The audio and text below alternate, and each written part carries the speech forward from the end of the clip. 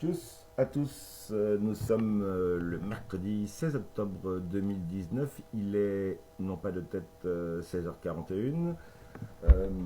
Bienvenue sur un nouveau tuto. Qu'est-ce qu'on a là? Non pas 5 kilos de coke, mais bien un paquet qui vient de Hong Kong. Comme quoi, à Hong Kong, ils sont pas que dans la rue. Ils bossent en même temps, les mecs. Ils sont tellement nombreux que de toute façon. Donc moi j'adore Hong Kong, je reçois des paquets de fous. Aujourd'hui on va ouvrir un paquet, c'est un vidéo projecteur portable à 80 euros, plus les frais de port 20 euros. On va l'ouvrir ensemble. Peter, faites attention, comme je vous l'ai peut-être déjà dit, à bien ne pas respirer ce qu'il y a dedans, ça vient de Hong Kong, le strass, enfin des trucs comme ça. La meuf dans l'usine, elle a toussé dedans avant de fermer le paquet, puis là, tu récupères tout.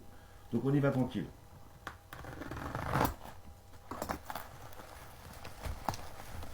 J'aurais pu avoir un masque, mais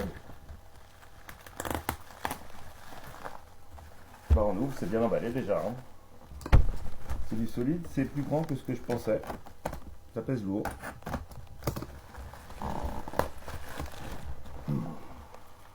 Voilà, je me prends tout dans la gueule. Bonjour madame, enfin ou monsieur.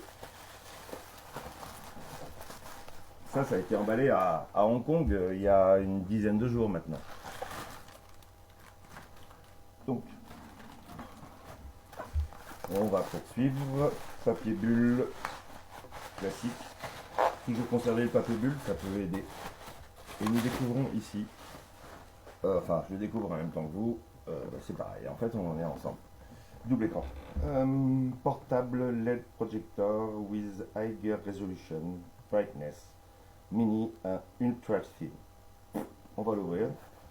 Le paquet est toujours bien fermé, je pense pas qu'il ait été visité, sauf par les microbes. Enfin pas non plus par alors. Un petit doliprane.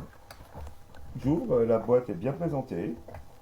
C'est plutôt sérieux. Comme emballage en tout cas, mais l'emballage, qu'importe, tant qu'on a l'ivresse.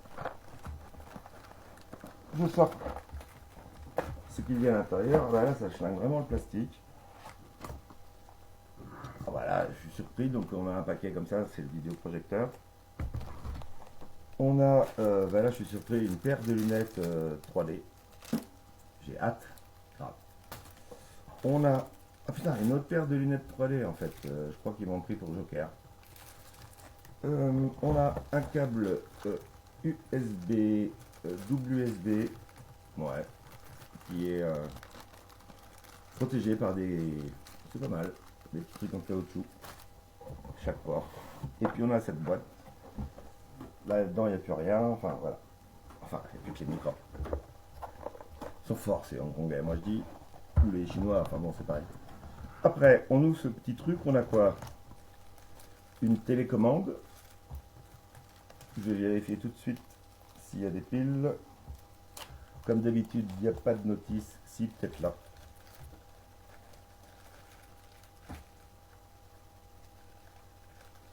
Donc, il n'y a pas de pile, mais j'en ai.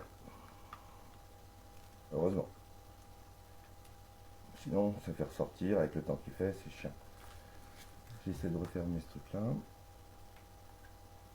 Ok. C'est très léger, sans pile. Et puis, on a un câble télé avec un jack classique. On a... oula. Je sais pas dans quel monde ils vivent, mais à mon avis, il va y avoir un problème de branchement en France, pour moi. Je ne vois pas d'adaptateur. C'est pas grave, on va voir. Et puis une petite goupille, je sais pas encore à quoi ça sert.